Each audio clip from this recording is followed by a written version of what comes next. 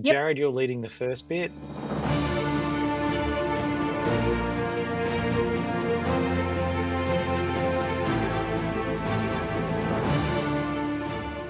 And we're back. Hello, everyone. Welcome to The Social Pillar. Hey! We are here once again with myself, Jared, the GM chef, Thea, OMGM, and Ian of Role Playing Tips. Say hi, guys.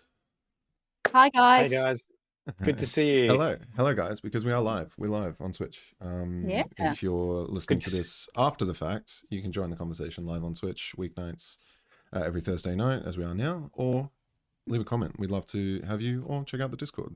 That's where we want to continue the conversation after the live show. But each and every week, we talk about something either important to our hearts or important to the community. So what are we talking about this week? Great question, and yeah, good to see you guys as well. And hope to see you in the chat as well. Please give us your conversational tips, thoughts, reactions to what we have to say, because we can bring it up into this today. So we had a bit of a chat about what to bring up for this week. So for this, we're going to keep it nice and simple, because last week was a pretty interesting topic as well. Really glad we got to talk about safety tips. And there's a lot more in that we might bring up down the line. We're pulling it quite simple this week. What's it like when you're preparing for a game? Well, for a game session, what do you do to prepare for your game sessions? And this could be online, it could be tabletop, it could be a one-off, or it could be an ongoing series of sessions.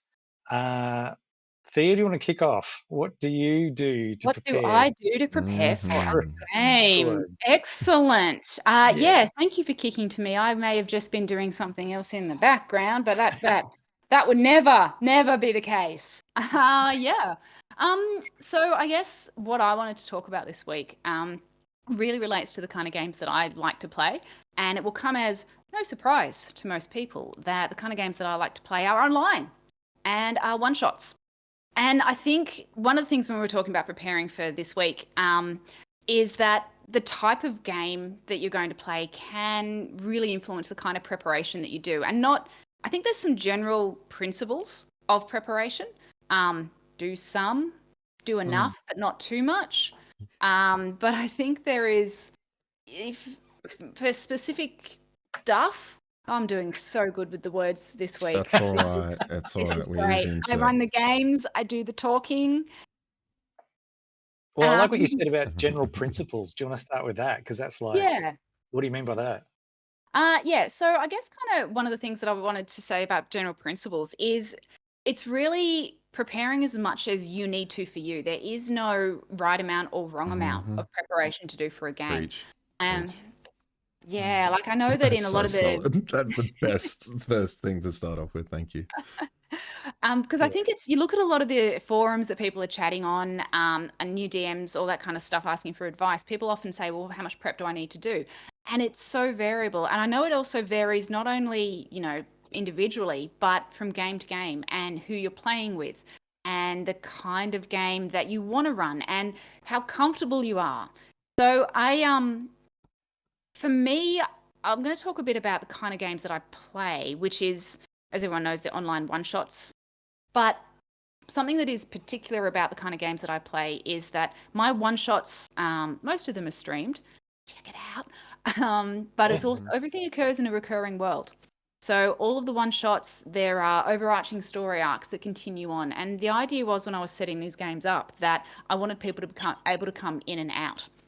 And because of that world that exists because of the kind of games I want to play, that really shapes what is important to me to prepare for, but also what is maybe, I guess, less important. So I guess as general principles, and I'm doing this in a very roundabout way, thank you for sticking with me. I promise I'll make a point, is that I feel like I prepare to the point where I feel confident that I can handle the chaos that my players will inevitably throw at me. And that varies. So what else? What else was I thinking about? So talking a bit about my world. It's a little bit all over the place. Fine. Talk about chaos. I thought I should demonstrate some of that chaos. I thought that would be a good thing to show people. So as I said, I have sorry, go on, Ian. Oh, awesome. Yeah, that's it. I'm just like the da da da da da da da. It's not like I No, didn't know it's I all was going to making talk it first. all makes perfect sense. It really does. Yes. And is this Um, like you're showing some of the yeah. game that you're running at the moment? I will in a sec. So I'll. So the kind of game that I'll talk about prep. So let's roll it back. Beep, beep, beep, beep, beep. I'm going to talk about preparing for online games, and I'm going to talk about how I prepare for one shots. But I wanted to make the point that this is my way. This works for me. It's not going to work for everybody. And I think one of the important things when thinking about taking tips from other people is to kind of like pick at the smorgasbord. Take the bits that work for you. Don't think that there is like a correct way of doing things. There's one thing Mhm. that drives me nuts in the arts is being told that there is a right way and a wrong way to do things, and there's Mhm. absolutely not. But I will not jump on that soapbox this evening. Mhm. Maybe, most likely, we'll see. Okay. All right. Yeah. I'll try not to jump on that. So the kind of things that I think about when I'm looking to set up my game is how much time I've got available for prep. As you may be picking up on in a very subtle way, sometimes I push my timelines for things. Mm. So sometimes I'm just not going to have that much time. So that is going to influence how comfortable I feel with ambiguity. As in, if I've only Mm. had a limited amount of time, I can only do what I can do. But that also influences whether I go down my preferred route, which is kind of designing things myself, and I'll talk about that in a second, or whether I go with a pre-made module and I buy the maps and I buy pre-made stuff that's online and then shape that to my game. What else? Yeah, so that's sort of the general stuff. Another point I will make is about streaming. Anyone who's thinking of streaming, the tech takes longer than you think it will. Oh And yeah. things will go wrong Mhm. Point. invariably. Yeah. Yeah, it's For just example, another yeah. thing that you would have to do as a GM, and if you can offload that to a player who's regular, it's probably a good idea, but not Okay. always. Yeah, and I think that's really true. One of the games that I really like watching that a few friends of mine play, the streamer isn't the DM. And I Yeah. think that makes a lot of sense because Oh it yeah. just adds that extra level of stuff that you're trying to juggle. Mm. Um, yeah, because I know, yeah, Jared, you stream as well, and would Yeah. you say that's a fair call? Well, yeah, absolutely. That's why, I commented was obviously when I started doing the GM Chef, when we were running Baldur's Gate, I knew the playing side of things was going to be relatively easy. I had a group of players who had played probably 2 or 3 different games in that point together. I'd played in a separate game to what I ran a regular game, and then we wanted to run online. So we had been doing online for quite a while, so many games with this group. So it seemed like a natural thing that if I was going to add a level of difficulty like a stream, I'm familiar with that kind of stuff already. So I thought, let's go for it. But absolutely, you need to know that you're committed to it. And my first campaign fizzled out, and that was because of just general work stuff and life getting in the way, which happens to dozens of streamers every day. Mm. But yes, Yeah. absolutely. There's definitely just don't sacrifice the game for the stream, and don't sacrifice Yeah. the stream for the game. So you just, Yeah. I was just thinking about how you were saying everything that you just said. In my mind, it was just kind of, there's lots of different parts that you're constantly making choices that lead you down a roadmap.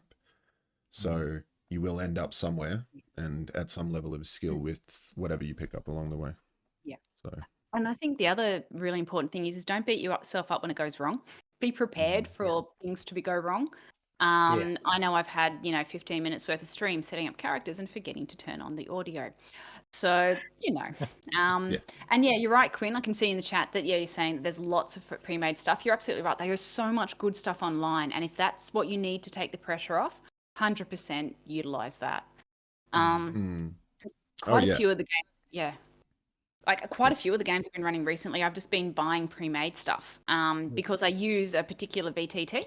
And there's a bunch of really good pre-made stuff that I can just slot in that fits around my games. So that is a very roundabout general thing. I'm going to talk about what my steps are. The correct way of setting up for an online one-shot. It The is correct OMGM's way. correct way. I'm looking forward to it. Yeah. Of course. Wait, what did I say? I mean, Beautiful. so I guess the first thing, so if looking at online, you're going to be going through some kind of chat whether it's Discord, join the Discord, whether it is Zoom, whether it is Teams, whether it is Facebook chat. I've run games through all of those. Discord is really good. Teams is really good. Zoom is good as long as you don't get cut off about halfway through because you didn't pay for the subscription. That's right. It's a cliffhanger. Didn't know it was going to be a cliffhanger. Surprise cliffhanger. Yeah. Not often the GM gets a cliffhanger. Yeah. Oh my gosh. And now everyone there is, and the BBEG says, hello? Hello, is anyone there? Can you hear me? Oops. One of the things that I don't do and I should do more of is if you're getting new players in, set up for a one-on-one session 0. For me, I prefer to do a one-on-one session 0 than do it in a big group, because I think that lets people who, you're playing online, there might be people who aren't comfortable in group situations, who aren't comfortable speaking up, but it gives them that space to say stuff that does make them uncomfortable, or to ask for things that they particularly want in the game. I have not been a good GM about that because I've got a few new people joining my games all the time, and I don't always catch them for the session 0, but that is something that has not yet come back to bite me, but it's certainly something that I really, really want to make sure that I keep doing.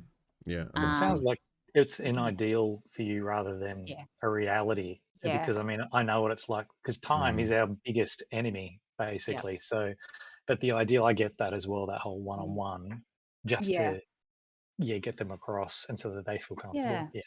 Yeah, especially for newer players. And also with one-shots, I think you tend to get a lot more newer players. It's easy for people to kind of dip their fingers in or their toes or whatever body part they choose to dip into the game, as long as it's appropriate, that they can, they can do a one-shot and they're not having to commit to a group. So then the kind of my next thing is come up with the adventure. I do a lot of homebrew stuff. And as I mentioned at the start, I have a continuing world where there are overarching story arcs, but within each of those arcs, there are key events and key things that are happening. So I try to come up with that. Specific tips. When I'm writing, I tend not to write more than a page. And I know that varies. Some people for their adventures will write pages and pages and pages of lore. And I think, Ian, you might be talking about that when you start talking about preparing for a campaign. But for me, for the primarily one-shots with the overarching story arcs, I write a page and I put a lot more detail at the start. I'll have descriptions of what it looks like. And then as that page goes on, it gets vaguer and vaguer. And I think that's because as the adventure goes on, the level of chaos increases. And I want to allow for that. I don't want to try and railroad my players. Now, at that point, I might use a pre-made, I'll use the start of a pre-made adventure and then slot that into my thing. I always pay for stuff. Don't pirate things. Artists deserve to be paid. Please don't. Yeah. Completely agree. But, it's just not worth it. Get on Patreon. There's so many good map makers. Like because I run games professionally as well. I have to make sure that I have licenses for everything I run online, like all of the assets and everything. So Patreon's the easiest way to do that, as long as you make sure that they have got Creative Commons or something, or if all they ask you to do is mention it, then it's fantastic. And Great. I continue to support them even when I don't have clients. It's just an easy thing to do. Yeah. I can actually see in the chat that Quinn and Purdy have a similar approach. We sort of have ideas and then it goes a little vague. One thing I do try to do when I'm prepping is I have at least one puzzle, whether that be a riddle, whether that be a visual puzzle, whether it's a door lock, anything like that, and one significant encounter planned. And again, I will get the details of that. Particularly for puzzles, they probably take the longest to prep. There's quite a few good guides out there. DM Wally, and I don't have the reference, but I will stick it in chat. Yes, DM Wally, yes. He's fantastic. Great puzzles, great resource. So that's sort of the adventure thinking. And this is then now where we get onto the online stuff. I use D&D Beyond to prepare my encounters because it's quick. I can fairly easily see what the approximate challenge level of my encounter is going to be. I can get the information on my different creatures quite easily from that. So I set up my encounters in D&D Beyond. I know that Roll20, which is another VTT, also has stats. I just find D&D Beyond easy to use. Mm. What do I do next? VTT prep. I have a list. Are you guys proud of me? I'm so prepared. Yeah, checklist. So I is like awesome. using. Yeah. Sorry, Jared. I'm just going to talk over you. Please do. My turn now. It's on me. So I use Roll20 as my VTT, and I don't know if you've got my. Can you sort of bring up my window by any chance? Done. And as I transitioned, it went black on your screen, and I thought I broke something, but she's good. We're all good.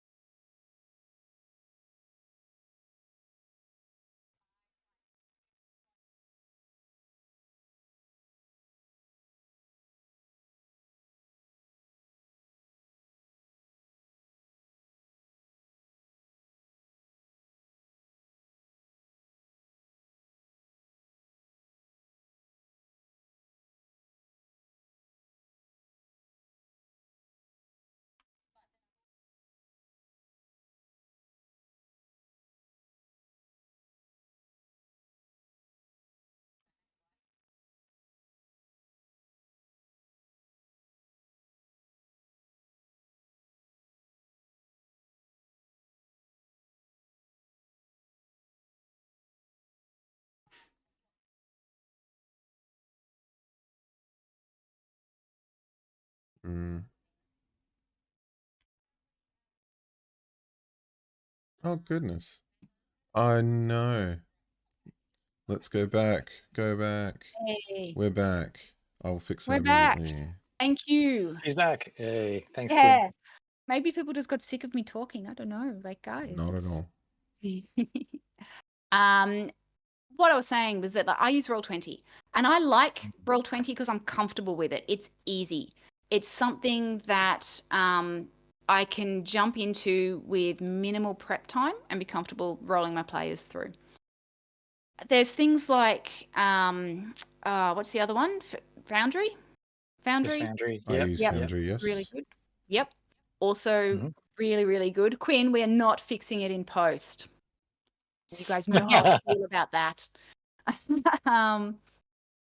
But yeah, so it's like one of the things to think about with your VTTs is I think you should think about, you don't have to, but I do, is do they work on your system? So I'm a Mac user. I think Tailspire looks amazing. I've seen people run games in it. It's incredible. It's not available on Mac, which is making me sad. But the key thing, I guess, around whatever VTT you're using and how you set it up is be comfortable with it. Have something, don't necessarily think you have to have the best and you have to have all the dynamic lighting, because I've got a really basic level of skill in Roll20. But I can use it and I can tell a story, and it's a tool. And I think that's the thing with, D&D Beyond, Roll20, any of that stuff. It's a tool. I use it. So that's that. I get tokens ready in your VTT would be something else. Yeah. I was going to show you Incarnate, but probably won't. It's a map making tool. It's really good. I like it, but it is a paid subscription, as is Roll20. There are free things out there. I use those again because I'm comfortable with them. That's all the electronic stuff. Sorry to interrupt. I was going to say, I think map making, that is a topic for a day. We definitely will talk about that someday. So, yeah. And the last thing I wanted to talk about, I guess, was so with that online one-shot kind of stuff. Yeah, Dragonforge. Thank you very much, Quinn. Also very good. And Dungeon Fog. Yeah, it's interesting. And Purdy uses a video game to make maps. Video game. That's cool. Nice. That's very cool. Use what you can. That's a thing. Yeah. Yeah. Dungeon. What was the other one? Ian. Dungeon. World Draft. Something else.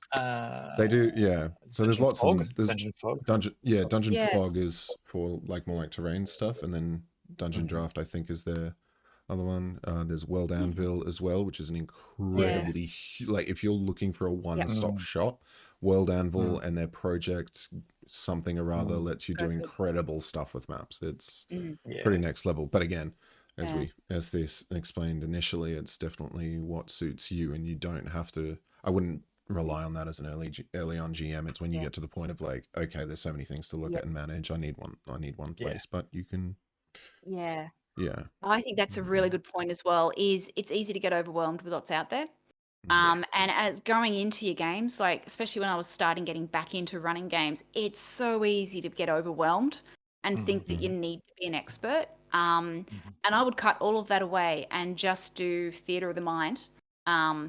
because it's still the Yeah. game. People they're not playing a video game. If they wanted to play a video game, they'd be playing a video game. They want to play a role play game with people. So yeah, I don't, because and it's probably a limitation with me, I feel more comfortable having battle maps, so I can visualize where different things are. And I'm not a very good drawer, so unless you want stick figures taking on a slightly bigger stick figure, I like to have that kind of stuff set up. But it's but again, it's don't get in. Like I opened up World Anvil and I started an account, and there was just too much. It was just I just felt like so inadequate. I couldn't keep up. So I'm like, no, not for me Mhm. for now. Before I hand over, because I realize I am monopolizing all the time, is the Go for it. last little bits that I do for my game prep, is get my dice out. I love rolling physical dice. I yeah. think it adds an element of drama as well. So, if your players are doing something and you roll the dice and they can hear it coming through, that awesome clickety-clack sound, but then there's a wait until you tell them what the roll is or not tell. I love that drama. And I think that's because part of roleplay games for me is also performance. Love it. Yeah. Yep. So but you need the dice. I have had several games where I'm like, okay, we're all here. I just need to get my dice one moment. Yeah. Well, the thing, it's a fair thing to have, a fair problem to have, because we put them places and we go places with our dice. I have a whole dice tray that lives on my desk to solve that problem. And they don't go anywhere. They live on my desk. I have several D20s and Shadowrun D6s ready to go at a moment's notice. So see, if I was clever. Yeah. And welcome It takes Kit up Kat. a lot of Welcome to the space. channel. No. I would like a clearer desk, but I have to. Yeah. So he's actually got like walls and walls of dice. That's what you don't see. But yeah, welcome Kit Kat. And yeah, see the dice Welcome, suspense. Kit I Kat. love the dice suspense. Yes, it does age me too. That's right. That's so good. And Ian's the DM. But yeah, the last point I'll make before I guess handing over to you guys to talk about your prep is, when you're online, be prepared for your players to not come at you, but to try and communicate with you over multiple channels. And this is something that can add to that sense of being overwhelmed. The way I'm set up, I have Discord with my players in it. I have Roll20. Both of those offer multiple channels to talk privately to the DM. You can whisper in Roll20. You can send private messages in Discord, or people can post things in the game channel. I don't do this because I'm very good at saying what is a good idea and very poor at implementing what that then is. Is set it up at the start how to communicate with you. If you only want people whispering to you on Roll20, say that. Have that as a rule. I haven't set that up with my players, and now there's people comfortable communicating in different media. And maybe it's I like to have several things going at once because that adds to the thrill. Am I going to hear the whisper? But yeah, it's something to think about, is how much information are you comfortable getting and how do you want to control that? But yeah, graph paper. Oh, yes. But yes, graph paper. I remember a first edition where you had to remember going down, up and down slopes, and only dwarves, I think, could sense going up and down a slope. And that mattered. But that is me. That is OMGM's prep. What do you guys do? And what do you do for different games, I guess? Thanks for sharing. I think that's a really good point. That was wonderful. Thank you. It was so good. And it was like hitting so many, like you said, some of the basic points in there. How it just translates to any kind of gaming sort of system. Because it's like when you talk about also the tech side of things, it's like when you're doing online games, what you then talk about when it comes to preparing a tabletop role playing game is it's really actually okay. What's the hardware we're going to be using, and it's just a different platform, literally. So, but yeah, I know that Jared, you were going to be up for the next one because you're going to tell us a bit about yours. Absolutely, I would love to. You have a system too, like I could, yeah. I wouldn't even. Yeah, I mean, it is a system. It's a blend of. Yeah, I've walked the same steps as what Thea's just gone through. Absolutely, in terms of being online, setting up these virtual tabletops. Because even my virtual tabletop with Foundry, there's so many options and mods and add-ons and crazy stuff. You can dive into it, and that's the fun thing about this hobby as well, is you can absolutely dive into the things that you love to do. I've spent whole evenings just making maps in Dungeon Draft, and exactly what you were talking about, Thea. Like all of that hit home. So now I'm going to talk crunch and method and formulas and basically what I would call effectively a system. And it's the principle of what is used in kitchens around the world, which is the French term mise en place, which doesn't, like, you could briefly translate it as to put in its place, as in something belongs somewhere and its best place is to be there. But where is that, and what do I put there?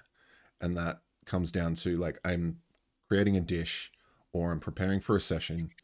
I'm gonna need certain things that I use all the time. So I obviously need my basic physical things. I have physical tools that I need to have ready. So I have my go bag that has my books and my tablet and my maps and my markers and my plate, all the little things that I like to have. Just like a chef has to set up his station, have his chopping board, his knives, his tools, etc. And then you go into, obviously, what are the ingredients? And the ingredients are loot and NPCs, and what are all the things the players are going to want to churn through and or acquire at some point. And just like you're preparing the elements and ingredients of a dish, you need certain amounts of certain things, you need certain amounts of other things. And some things you can prep ahead, like a tomato is best sliced not hours before, but some period before. Or bread can be sliced well in advance if used that day. Just like you don't need to prepare 100 NPCs for your entire campaign in one prep session. But you can't just prep none or one or two.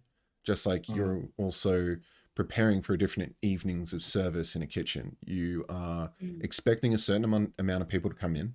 You're expecting players to come in. And you don't know what these people are going to order. But if you've got a special, you have to have so many. If you're, et cetera, et cetera. So if you can anticipate what a typical Friday night is like, and you've been kind of in the groove for a while, you can start to read your players and what you think they're going to do and what you want to encourage them to do, not railroad. But you're going to need to know, you're going to have certain elements on hand. Gently encourage the best course of action. I want the best for all of you. Just follow what I say. Exactly. That's all we want. So effectively, it comes down to, do you want to over prep, under prep? No, you want to know exactly what you should have. And with that, I have created structures to put this information somewhere. And I have to give a huge shout out to several sources that I've read, like literature and forums and emails and stuff from people. And John Forey of roleplayingtips.com, please check his newsletter out. I get it weekly, and it's fantastic. He's published over 1,000 blog posts and newsletters, and I have been chatting with him about this method, and it's fantastic because he recently has online things that he runs people through, and he recently did his bucket system, which is so similar to this. So I've also taken someone's guide and template on a Notion template, which allows you, it's a note-keeping software effectively, and I used to use OneNote for this, which is kind of like a massive page that you can just stick a bunch of stuff on, like videos and pictures, and then you can create databases, and that's what Notion does incredibly well. So I have recently switched to that, which I would like to show people. But again, just on the idea of this prep thing, is I know that I'm going to need some NPCs, maybe just names. I don't need a full NPC, I just need some names. So I'll wash the tomato. It's kind of a thing. I'll have them ready to go. Can I make And a quick then, comment on yeah, NPCs? of course. Sorry to jump in, but it was No, something that I was please. just thinking about, and I guess a bit of a question. So when I'm making Yeah, NPCs, I come up with like a mannerism or a voice or as an yes, accent to keep them yes, straight. And that's, Mhm. I'm just wondering, is that something you do as well? Mhm. yes. Allow me to demonstrate. Oh, Yes. excellent. Huge, This is so huge Also, good. do we have transition. a link I'm so glad to you asked. also, we've got a Uh, couple of people in the chat asking for links. So if we can't get them to you okay. straight away, we will get them to you in the Discord. Please Yes. join the Discord. Yes, Um, please join the Discord, but please remind us towards the end, or while yeah, Ian is talking, I will put the links that I need to put in. So even thank you for better. prompting us. We will be slightly more prepped next time. But what we All have good. That's here so good. I'm taking notes as we is, go. We'll be able to post them after. That's all of good. course, fantastic. So we will post them eventually. So right here you have the Notion, and I have kind of taken someone's existing template. I will find this. I'll put it in the Discord. I do apologize that I don't have it, but I have basically built my own from scratch. So what you see here is very, very heavily modified.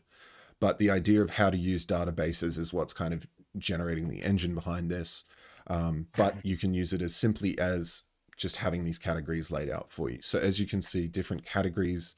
I have session notes. This is where I have plot and things go in there. I will just kind of show you down here. So this is how I keep track of my sessions. And I'll show you my filled out one for the Spelljammer campaign that I've done. This is where just random ideas and stuff goes. Stars and Wishes is like a praise system, and it's a good way to give you guidance for your next prep session. Campaign info, what core information, if I was to pick up a module for the campaign that I'm running that has my characters, my NPCs, my notes in it, where would that be? It used to be a big old fat binder that we carried around as GMs. Yep.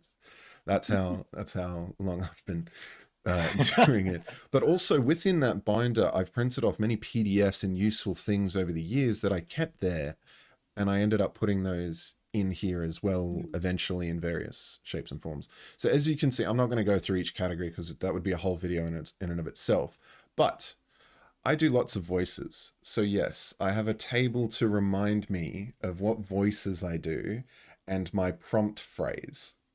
So I do apologize if anyone is offended by any of those, but it is for entertainment purposes only.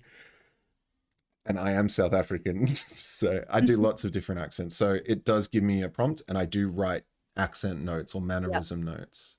Yep. And that's Yeah, also I do the super same. important because you feel those things when you act Yeah. them out, when you bring them out, and that's what you attach to, and that's what your players attach to. So super interesting stuff. Loot tables deserves its whole own shtick and squill and wheel and everything. A lot of these I have taken from D&D Speak, DND Delta November Delta Speak.com.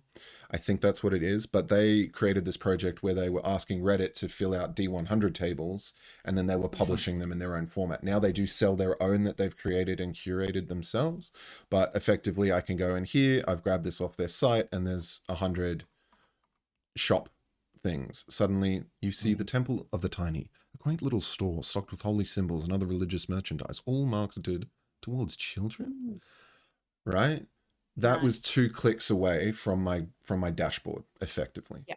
So of course, Yeah. because I've like, if I gave you guys this, it won't work for you, just like you were saying, Thea, because you don't know where any of that is. You have to create your own version of this and build it up over time. This took me weeks to create. I started the campaign, I decided to switch over to this, and it took me weeks. So I think don't that's a good stress. point as well. This is for a Yeah. campaign. Because I was just Yes. thinking for one shots when I do Absolutely. I will steal pictures and not like I'm not stealing to publish. I will, Yeah. hey, I've got an NPC who is Brad Pitt. I have an NPC who is inspired by, or I have a location Yeah. that looks like this. And I will, in prepping for my one shot, stick those pictures up because that works for me as a visual prompt. I think it's, and that's easy for me to stick in my one page or adventure guide. So I think that that's a really, it's good to have all that variety. I wish I was as organized as this. I need it. I need the structure. Yeah. That's yeah, I interesting. mean, I'm really glad you brought that yeah. up. So I'm just sorry for jumping in, but I'm really glad that for the two of you as well, how different it is for different people. If Oh, it yeah. works for you, use this, because for some that could be just whoa overwhelming, and it's like it's not for you. Absolutely. But for others, it's like this is gold. So Yeah, do what works absolutely. for you. Yeah. You know, there's certain, you know, obviously, like there's certain things that we lean into as DMs and like what our strengths are. And then as you said, Thea, I definitely need to make sure I do this comes up quite often, you know. But for me, this is, I'm sure most people have heard the old sharpening the axe. You know, if you have 2 hours to cut 20 trees or whatever, if you spend the first hour sharpening your axe, the last hour is easy. Whereas Yeah. someone else might not finish in those 2 hours, or they would have to be swinging an axe for an hour longer. So that's kind of my approach, is if you gain some experience as a GM, you know what to anticipate, what obstacles you kind of start to be able to anticipate and know what a session should have and what's important from session to session. But as an ongoing campaign, there's so much information that you can't necessarily keep at a, you know, in your head. You have, for me at least, it has to be out there. I need to be able to see it. And I just want it as accessible as possible. Just like in a kitchen, if I am going to cut that tomato up, I'm going to have it clean in a fresh container, sliced exactly how I need it, perhaps de-seeded if that was what, you know, whatever I needed to do to that, or I needed to roast Definitely it. going down the chef route here tonight. I know. It's just a metaphor in the end of the day. It's not It's a great the other metaphor. half of my life before, Yeah. but it is, right? And everyone I think can relate, is like we've been saying, you could go and make yourself a ham sandwich with 2 pieces of white bread, a little bit of random ass mustard, and a slice of ham. Cool, that's technically a sandwich. Or you could get a sub roll and, you know, toast it a little bit and slice your own ham and some rocket and some cheese, You're making me etc. really hungry right now. I do that. Hey, can I But- jump in and pick up on a point that you Yes. made?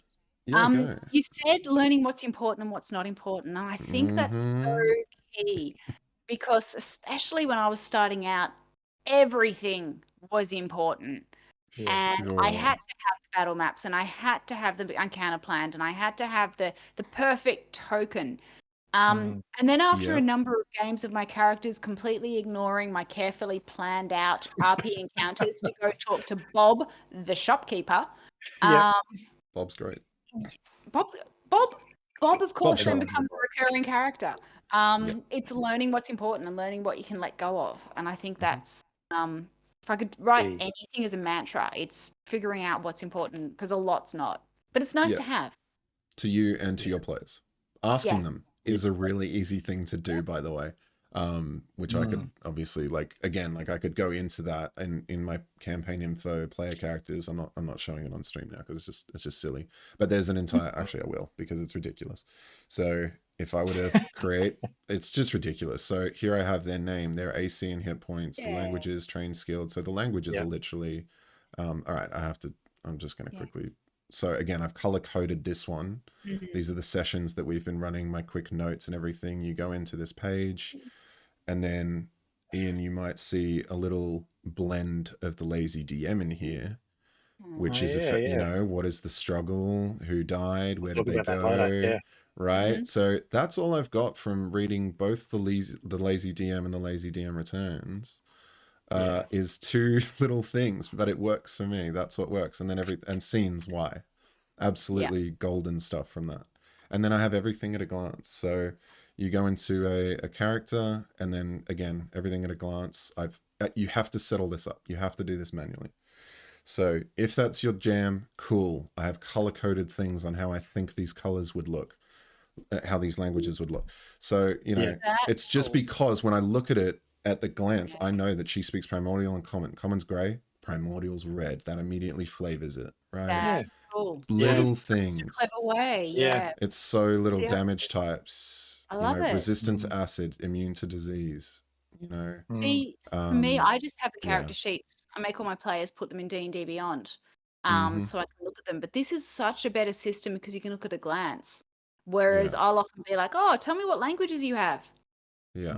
I mean, Yeah. even to the point of their experience, and of course I've got their D&D Beyond links as well. Yeah. Because I run everything off my tablet, which Yep. is now currently recording. So this is why I have all of this digital tool set, is it comes neatly packaged in my tablet. that has all the stream stuff on it now, but I just Yep. run everything off my tablet because Notion works so well Behind the here. scenes. And that Mm. is, that's the Yeah.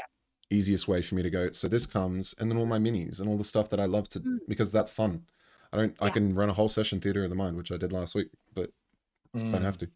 Mm. It works. It's whatever works for you. And from one session to another, you can always adapt. And Yeah. and just knowing what you need at hand, because when again, like you said, Thea, when you started, you don't know what you need. Yeah. You can ask someone on Twitter and suddenly there's hundreds of responses, or you see, there's so much information out there. So we kind of want to try and focus it down. I know both of our things are a little bit rambly, but as you can see, there's just as We're you can see, finding there is diamonds amongst so them. This is many. it. They're in there. Yeah, there's just so many things that you can really dive into. I have all of these location. Okay, that hasn't worked. NPCs and monsters. So Point. I've So got one. this is a campaign, Yeah. isn't it? Like this isn't a one Absolutely. shot. Yeah. No, because I wouldn't put all this effort into it, but I love that you said that, Yeah. because what would I do for a one shot? I would just grab, again, the core elements. I need some encounters. I need some monster stats. I need some ideas. I need a dungeon or a map on some minis. Yep. And let's just start there. And honestly, if you're thinking about DMing, just do that. Come up with a cool idea, write the ending that you think's awesome, work backwards just a little bit, and just slot them in the action and work towards that. Just create an energizing encounter. Something's already underway. The siege is underway. They're thrown into it, and go for it. And all you need is just a little bit of prep. A little prep goes a long way. Yeah. Just an idea. There's actually so Johnny Chiodini is an amazing GM, and their advice on prep is just be minimal. I mean, they come through and say that they use just a single page, and this is someone who is big, used to work at Eurogamer, all that sort of stuff, runs a lot of games. But for them, that's what they need. Whereas I love creative limitations like that. Absolutely. Yeah. For sure. Yeah. Like, an artist can go into an art store and there's thousands of paints and pastels and everything in between. And if you just pick charcoal, sweet. You're learning all about volume and levels and shadow and tone and texture, because you're restricted to that one medium, and you can do so much with it, and you explore it to its absolute nth degree. I think that's what mastery is. So work on that in your own way. Dungeon game mastering has those things that you can dive into and really find yourself in there's going to be those ways. things that appeal to you specifically. Some people love making maps. Some people love writing lore, and will write a world's worth of lore that might never happen. But that's what they have. That's what they enjoy. And I know I'm kind of going off script a little, but it's as a GM finding what you enjoy and leaning into that. Like, I love the performance, so I lean into that. Some people love this sort of construction and they lean into that, and I will stop steering us sideways. That's all right. And head. No, this is good. I'm And, really glad. Yeah. So No, go any ahead. last thoughts though for you, Jared, as well, for what it is that that moment where because Thea brought this up in the moment where the players interact with your carefully laid plans, that letting go part. What's that moment for you like as well, that that okay, I'm ready to go? Have I thought about what happened last week? No, I guess it does come down to that. It comes down to how comfortable how well, let's just bring it all down into a quick summary. I guess like what we've touched on is so beautifully, you do need to know yourself a little bit, your limitations, your abilities. You will grow, you will learn, you will adapt, and you will have fun doing it. I hope, ideally hope, because the GMing journey is amazing. You will pick up tools along the way. You will find videos like this. You will find talking to people at conventions or game stores with their own little quirks and tips, which is why we're here today. And all along the way, just reading the front of the Dungeon Master's Guide can sometimes give you just that little confidence boost to go out and do it. And then the prep stuff is just, again, you don't know what you don't know. Grab a module. The module's going to tell you the lore and all of that information. But again, it is just having the tools. Again, the player's handbook tells you need a pen or pencil and some paper for notes and dice and maybe some maps and minis. And really, it's about the conversation and the story, not about how intense your database is. Mm. Yeah, or how thick your GM binder is. Like, don't let that, don't let one person's absolute obsession turn into a daunting thing for you. I guess, again, we're going to throw out, the whole Matt Mercer effect, but he is incredible what he does. He does it in an insanely technical way as well, because he is such a high level creator and actor and everything. So his notes are friggin' insane as well. So But that works it for has to him. be. But Yeah. exactly, again, that works for him, and Yeah. it has to be. But And for I your look at his game, for your prep, first it would time, not be. it's nuts. It's nuts. It would drive me Yeah. insane, because his is lore focused. His is story Yeah. focused. Yeah. And that's his Yeah. goal, what he Yep. wants to achieve. So think about that. What are you trying to achieve? And then you'll be able to, and once you've got some experience, you'll be able to anticipate obstacles and that's- avoid the chaos that is the players. No, you won't. You No, can never avoid we're not chaos scaring you. with players. Yeah, no. But I think No, that's a key thing. unfortunately. Yes, adapt, enjoy. It's finding what you like, because I see a lot of the forums people talk about as GMs. They're not having fun anymore. Yeah. They're feeling yeah. drawn in 1,000 directions. You're always anxious as a GM. You always want your players to have fun. But when that becomes consuming, rather than find the bit about prep that you enjoy, I like to make maps. I like to think about that. So yeah, and that's okay. You're allowed to have fun as the GM. But it also goes to other systems. And I know we tend to focus a lot on D&D, but there's other systems which have just minimal prep, and they're fantastic. And we should talk about that at another rules day. light. Yeah, rules light, prep light. Rules light. Good stuff. We do have that as a topic that we've been looking to come back to. I think that'll be something to look at too. Yeah. Because there's so much that you can see from a Dungeons and Dragons point of view for people getting into that as well. Just looking at the rules book, I mean, it feels like, okay, how much do I need to know of this? And it can be incredibly daunting, let alone the preparation for the game, which is what we've been talking about. Yeah. Thanks, Jared. That's of course. Awesome insight. Yeah, it's pretty intense. It doesn't work for everyone, but I have developed that over a long time. So, picking up just the thing about asking a player wishes in stars, I picked up off a stream. It was giving props to people off Dreaded GM, but now I've learnt of wishes in stars, which is a whole nother thing that someone else generated on one part of the world, and it's come towards my attention, and this came at a different time, and that's how our journeys come. Things come around at different times. Sorry. Narnia Linus makes a really good point in chat as well. Sometimes people like a job or a chore, and it shouldn't.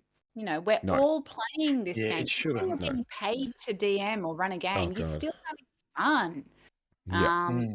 But it can. And I think we should acknowledge that, though, is sometimes it can feel like a chore. And maybe that's something we should talk about another time, is how do you get that balance? Because you do want to work for your players. At least I know a lot of the DMs I know do.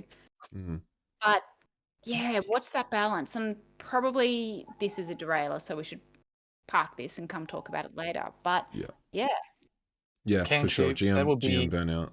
GM burnout. That's exactly that is a big topic to have a talk about, because it can be that point where you're like, I need a break. But I'm not going to go into that right now. If you don't mind, what are you talking about, Ian? What am I talking about? I want you brought to the hear table this. So today, actually, thanks. It was so good listening to your styles and how you both prepare.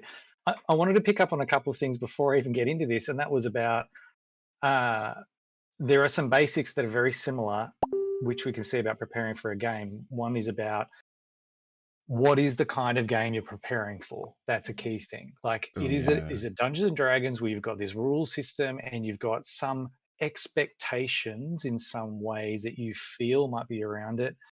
Set your own expectations, definitely. Everything about this comes back to what works for you, for sure. But what is that? I mean, if you're doing that as opposed to, I'm going to bring it back in like a one shot, like the Bear Heist, that wonderful game, which is a one pager. The prep for that is really fun, and it's like, getting people to even bring a hat so they can wear it for the game. Something as simple as that. You don't have to do too much in there, because it's so much about what's going to come at the table and that Mm. kind of thing. So it's like, I'm glad as well that Jared, you brought up the Matt Mercer effect as well here. And I just, Mhm. we do need to just bring into that. I freaking adore the Critical Role and what it's done for Yep. role-playing games Mm. around the world, because it's brought it to Mm. people who never have seen and understood what it is and about how you can have such a wonderful time doing it. Mm. What's happened because of that is they're getting huge endorsements and support to be Mm. able to make their games. And so I know, like, it's like Matt Mercer can actually now just he's getting paid to write these now, which is fantastic. Yeah. And the team as well have so much around it, and I wish them the best. Mm. We can always aspire and be inspired by that. But my God, I have no time like that to write the shit that they can do. My apologies for the language, but we don't have to do that. It's hard. And I've been Mm. playing for over 30 years now, and I love the games where I literally just come in and I just have an idea, and we have some new players, and we've got some pencils, some paper, some dice, and maybe a couple of interesting props, and like, let's go. Yeah. Where do we go today? And it's that is where the game is. The best games of that, saying Critical Role, same thing, is the interaction and what's happening there, and some of the creativity that has been prepared by the DM so that it can wow people at the time. Yeah. No matter how much Mhm. flashes and bells and whistles that you have, it comes down to what's the story you're going to tell and Yeah. who you're playing with.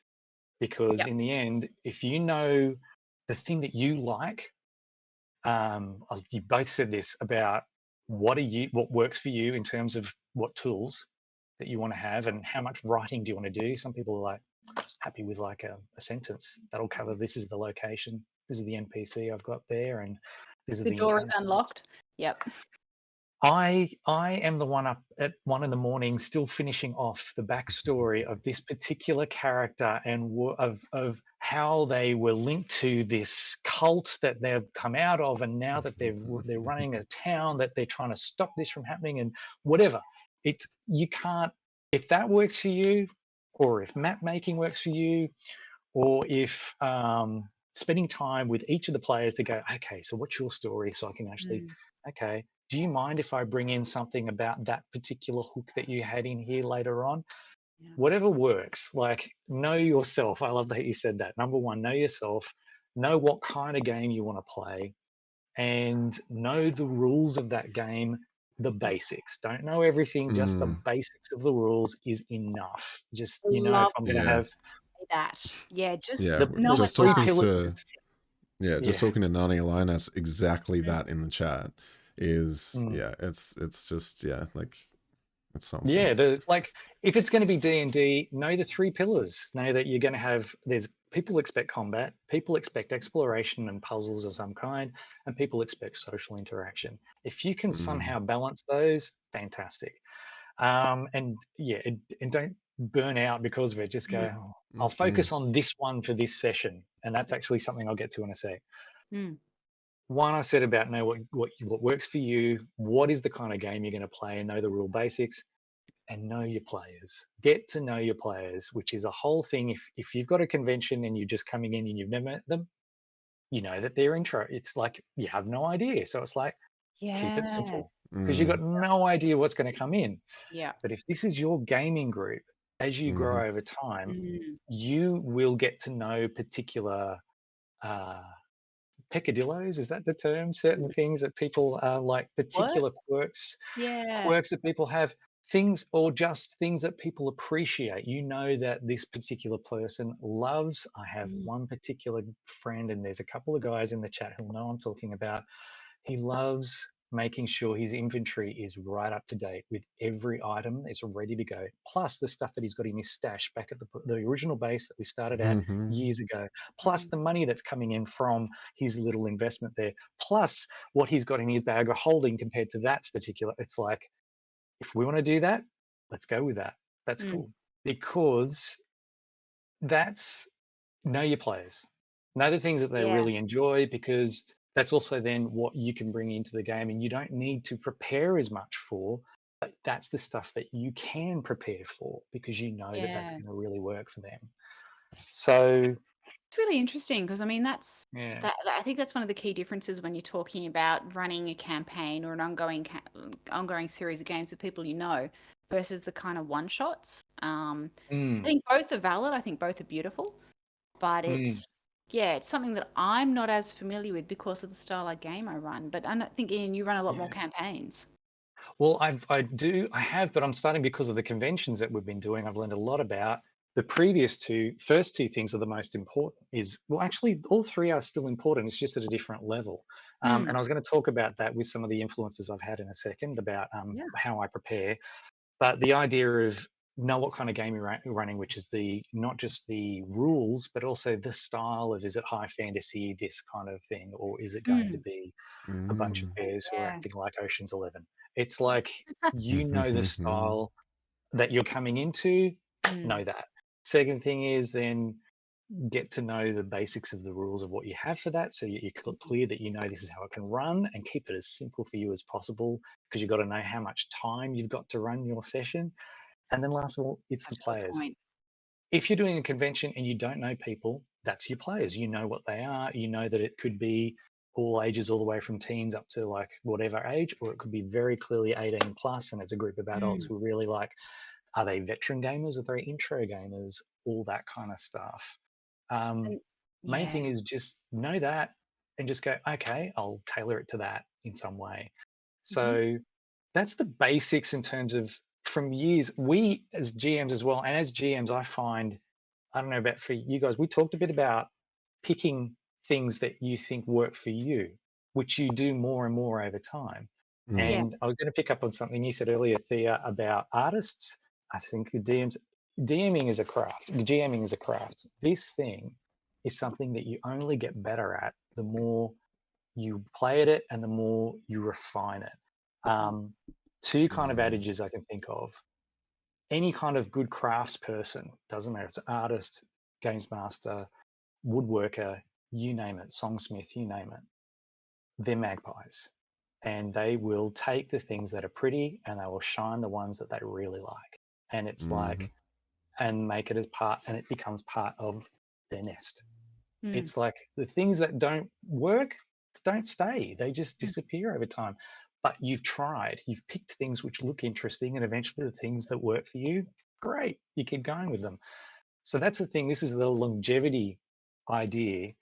Just try stuff now that works for you. I saw something just today, and I think it was DM Wally. Thanks for mm. mentioning as well before, Thea. DM Wally's great, and that's like if it's important to you, if it's something that's interesting that you want to bring into the game, don't wait and bring it down the line. Do it today. Do it in this game. See if you can bring it up if you can, because then it's alive and it's vital.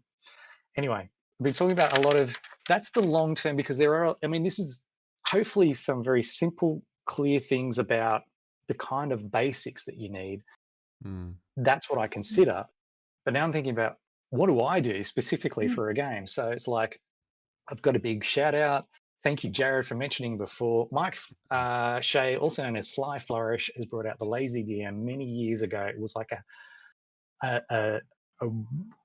moth-eaten, worn-out book by the time I'd finished it for the first time because it was just so Good. handy and just keeping things simple. Like, and Mm. how do you actually run a game? Um, so I'm going to look at this in two ways, really briefly, because I know I will probably go over a little bit of time, but I'll get into what I do. One is about ongoing campaigns, and the other one is about just playing your first game or playing like with an intro group. If it's an Mhm. ongoing campaign, you've got ideas already about what groups are doing, at least I have. And so there's that, which means that you've got lore and you've got all this stuff in the background, and you're trying to keep some of these on track as much as you can, but no plan ever survives contact with the players. And so, Yeah. because of that, So true. it's like the best adage. And I wish I knew who quoted it. It was some DM who came up with this, and it was like gold. And I said, yes. So, what I know I have to do is a few things. I got to keep it simple. And I think of one, how much time do I have? Mm, If it's in 2 weeks' time and I'm working full time and I have maybe about 2 hours here and there, like three mm, sessions of 2 hours basically, and that's all I have to prepare it. I was like, okay, then I have to keep it to that time and just go, what are the priorities for it? So there's that. If you only have 1 2-hour session before you can actually play it, you're going to keep it even simpler. So there's that. Yeah. Then I think about workload, because that's about prioritizing. And that's when you have those 3 things you talked about, then knowing what story and game system, making sure you get the basic rules, and then knowing your players, have those there. And joy rather than work. You want to put the stuff in that's going to make it really joyful for you in the game. Keep it really Love simple that. there, and just go focus on this, because you know what, we're doing it we're having fun here. Even I'm a professional games master, I run games for people. I want to find out from them. This is where it comes into my final part. Players are the ultimate creativity, because this is a group game, and as much as I have ideas and stories to feed into things, in the end, not only the plot never survives to contact with the players, but also it shouldn't. It's actually what they do brings consequences to the story, and then the story becomes something else. So it becomes the group. The group is the story. It And is. Yeah. knowing that, 100%. yeah, that moment where it shifts across and then something comes in where this character says, I pick up on that trinket that I picked up from the loot there that I know DM was a random item, and they now think it's the most important thing, Yeah. that now I've Yep. had to create Yep. tavern and villains in there and a whole sort of Whole thing backstory. around that in a session on the fly. But Mhm. because you've got your story in the background of where you want it to go, that helps guide you anyway, because you go, we'll make it up, we'll come up with this. So Yeah. um And taking that and player knowing time. back on board, yeah, and using that to shape the story. Yep. It's such a creative prompt, and 100% agree with you. So very excited stealing and jumping in, but it's Absolutely. we talk about player chaos and the chaos that they bring to games, but that's what I love. You know, it takes it. They've got this creativity that I could never achieve on my own. You know, like Exactly. I it's think there's yeah. something about this craft that we do, and I think this is why there's something about role-playing games in general, as time goes on, where people will start to understand the value of this with small groups of people, and how it actually helps grow a community story. A small group can be a community, and helps grow their whatever project or whatever Mm. organization they're part of, to build trust and build creativity together, because you are making that together and you're adapting to it. It's amazing. So given that limited time, the things I focus on, if I've only got this much time and it is a group that I've got ongoing, I think about, what scene are we coming up to? Where were they last? Where are they going to? Mhm. I have to think about that, because then I'm like, okay, then this is what was the last thing they did. Where Yeah. do we need to go? So that means that's about the story. Having an idea of that, that's pretty cool. Then we're good. You're Can going to I, say something, Karen? Jared, can I get you just to show what I've got currently up on my shared screen right now? By all Because I think it goes into the means. story. It's a Allow me 5-act to. story structure there, Ian. Oh, fantastic. Story. Oh, excellent. Sorry, Very it's theatrical. coming. It's coming. There it is. Very Boom. performing arts, exactly. Which means, yes, for a campaign, I will have some kind of structured storyline. It's not a railroad. There's actually some things in here I just think about. Lazy DM, thank you again. I'm not going to go through all of the kind of things that Lazy DM has. You should check it out. But one thing is basically just the simple kind of plot line of like, well, here's this is the thing that's happening, and this is the item that they've got to look for, or the person that they're looking for, or whatever it is. Where are they on that journey? Have they found it? Where do they need to get to? And it's usually like one thing after another. And all you need to do is to consider those points along the way of, what do they know about it? How they have to get it? Have they got it yet? What do they need to get it? And then set them on their path. And what obstacles are going to come along the way to stop them from getting there, or to complicate the situation. Yeah. Keep it We can simple, jump off this because the screen. players' stories, the players' stories are going to. I love that. Please, we'll reference that later, because it's so good. If you know Hero of 1,000 Faces and the basic storyline plot, that can help you provide an arc for your campaign. But we're not going into campaign development. We're talking about preparing for a session. We will at another That's in the session. background. We will. Another session. That's in the background. Where are you on that rough kind of route? You're here.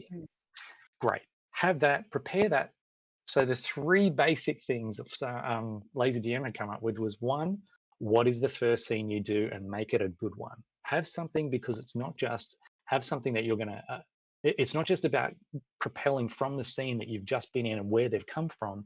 Where do they need to get to next? What is the thing that they're going to do in this session, or what are the options they have in that session?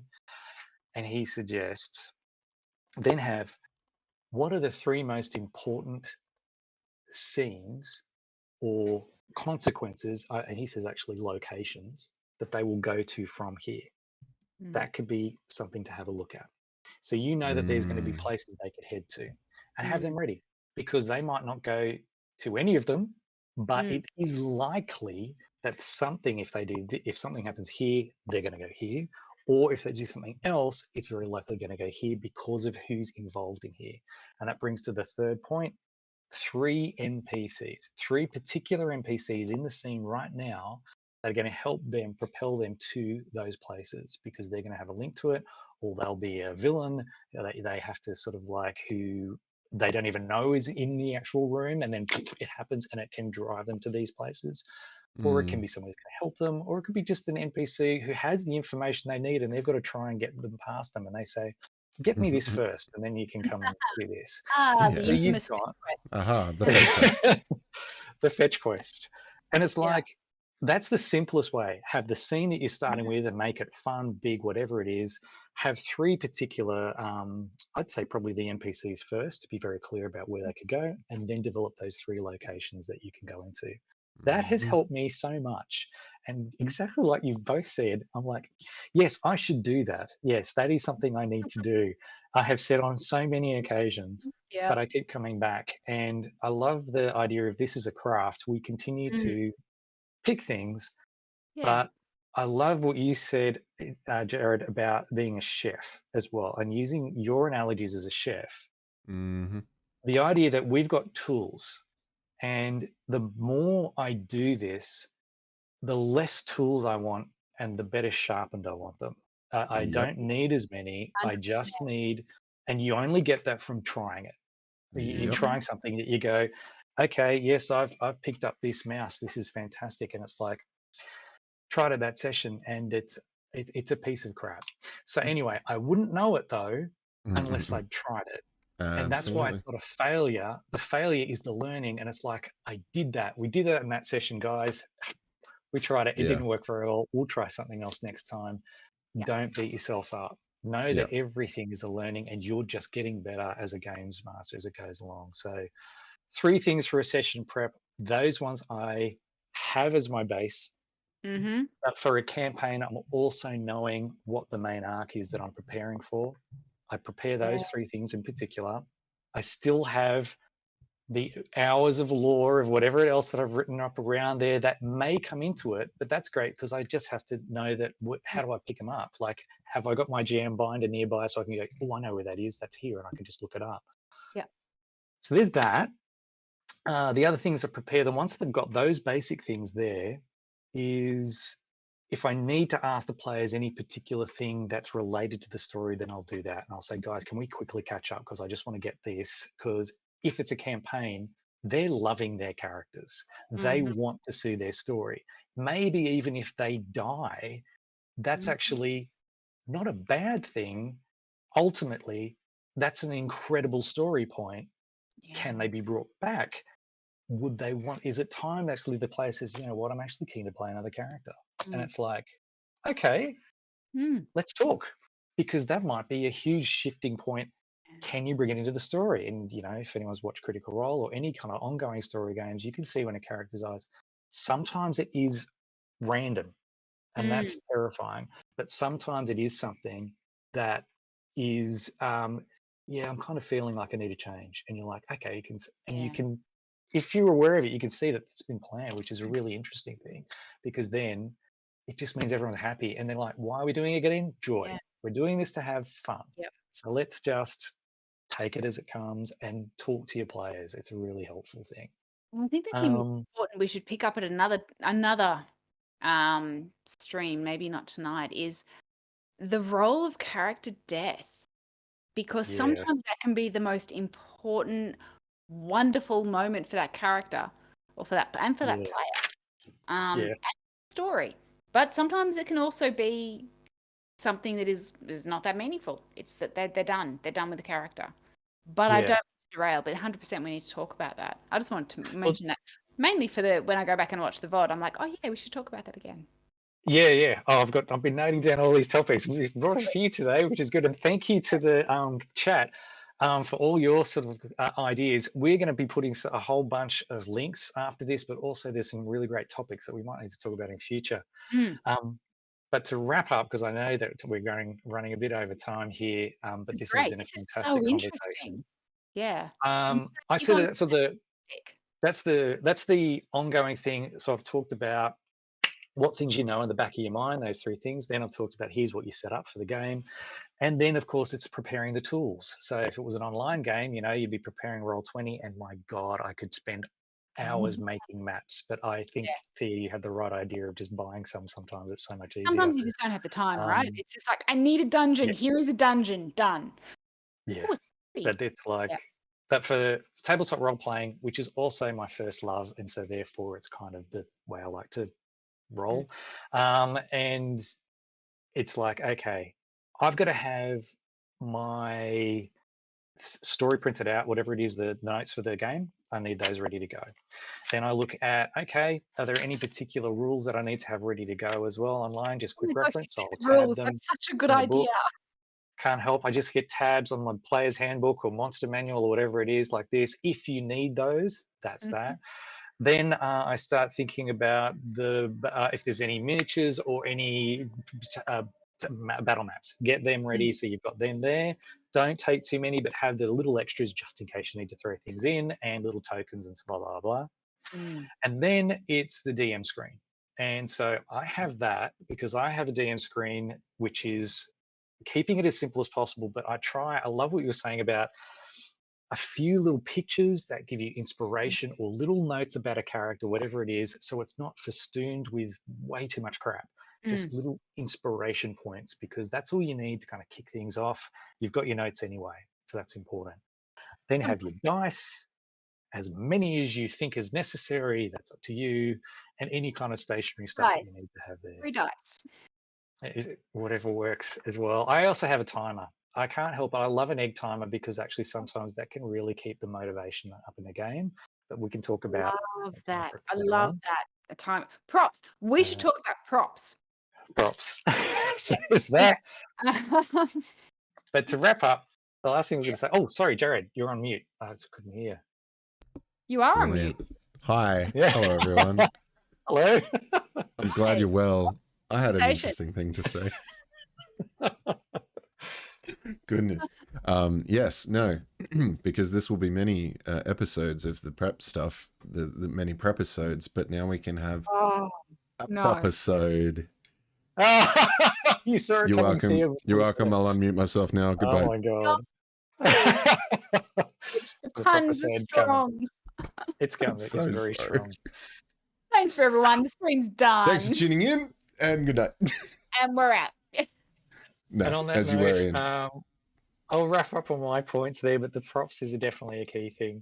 But that's like, once I've got all those things put into a bag and it's ready to go, I just can't wait. And it's kind of like, I love that moment of just packing your bag when you've got everything written down. You just went, that's all I need. The letting go bit, when you know you've got little time, you're like, okay, I have to cut things back. That's it. That's all I can do. That's done. Be proud of that moment. Celebrate that moment as much as you're like, oh, I love this NPC, but I don't see how it's going to fit in the next session. That's okay. Put it in the drawer. Put it in the drawer for next game, because they're there. They haven't died. They're still there. And one day, it may be years down the track, they're there waiting to come out, and it's so good because then they'll have also aged beautifully by that point. So have that when you get through. That's for the long-term campaign. I'm going to spend, let's see if I can do this in 2 minutes to talk about if it was a one-off or intro or something. It's all of that, but just condensed. You might have 1 hour to prep for something like this. So it's like, okay, have a game that you've got ready to go that's very simple, and it's like 1 or 2 scenes most. That's it. It might be very short sort of thing because they're still learning the game possibly, or you don't know them. And so it's going to take more time because that's part of the knowing the crowd. You don't know this crowd. So there's all of the chaos of getting to know people. That's so important, I Getting think. to It's know part of you, this too. getting to know you. I Get your am. Sound of Music on Yeah. and you're good. And it's like, have a simple game ready to go, just the basic props that you need to run it. If you know what it's a simple game, it's the same thing. Where do you start? What are the 3 possible NPCs who are going to drive it? And then where are the 3 places you go? And then just pack it in and print it out and get ready to go. Yeah, Yeah. I think I that's such a like beautiful way to. No, I think Yeah. that's absolutely a beautiful way to summarize. Is just like, unfortunately, this episode does have to come to an end. Your prep has, the session has to start at some point. Just like before the stream, I said to the guys, "I'll be a minute," and then I quickly made an overlay that still wasn't finished. But if you're doing Right. that, where like that's the thing, as long as you're not being irresponsible with your time management and everything, and you are allowing in your life a little bit of time to be set aside for this, whether it is just that hour, whether it is just thinking about what happened last week on your way there, do something. Be considerate of your players, because obviously you do a lot as a GM. You're not going to know how much you do until you have an episode like this and you realize how much work you've put into things. But whatever you do, it is enough. And exactly that, I think you said so beautifully, Ian. The less you know your players, the less you should probably be preparing, because the more you get to know your players, the group, yourself, the game, the rules, and what it means to be a game master, eventually you're going to find a rhythm that suits you, but you have to dive in, try it on, test it out, and explore this amazing hobby. And it Yeah. is amazing. Mm. We should wrap up. My We have. It is What, wrapped The up. last what one. do we That's all have? we've done. Amazing. This has been such a good conversation. I think you could talk for Yeah. you could talk for decades about prep, and these are just things that interest us. But thank you everyone in chat for your thoughts. It has been really good. I Thank you. am maybe stealing some things from everybody as we walk away from this evening. But it's an ongoing Magpie. experience. It's okay to I'll be a magpie. magpie. Magpies are smart. Don't get me started, because I will go down a tangent about how clever magpies are. Which is an Australian bird for those Yeah, so- listening internationally. and you know what? There's definitely going to be some kind of magpie It's like a inspired seagull, but black. and smart. Black and bright, and they That are could be amazing. ridiculously Crow intelligent. Okay, They're very I'm a crow intelligent. I digress. Price, what are we doing next time? What are What's we doing coming next up? week? What are we I don't doing know. next week? Who Oh my is God. going to we're be losing here next week? someone. I We're think is losing the our bigger question. Oh, what's going Ian. on? Ian is temporarily leaving us for a week. No, we're going to have a guest on, which is going to be super exciting. Believe it or not, we're not sure who yet, but we're going to reach out to some of the very, very valued members of our local community. And I want to talk to creators. I want to talk to fellow game masters. I want to talk to people who make dice, who 3D prints. I want to talk to the community as a whole. But next week we are going to... Anyway. Yeah, next week we're going to start talking to some people in the community. So please tune in for that, because we want to hear other opinions and perspectives. Our little isolated trio can only be so opinionated, but every time we have conversations, we do seem to have such beautifully divergent, unique approaches to things. And I love that. So next week we'll have yet another unique perspective to join us. So that will be very exciting. I'm so excited, but I'm also not going to be here. And I'm like, guys, have the best time. I can't wait to come back in a couple of weeks' time as well to follow this up. But yeah, all the best. And like you were saying, Jared, this is so good to be able to share the conversation. The whole idea, we talked about the social pillar and made this happen. It's to build on the community, build conversation, build multiple perspectives and find out how things work. So I'll be a very avid watcher next week. I'm looking forward to your conversation, guys. Have a really good one. Beautiful. Yeah.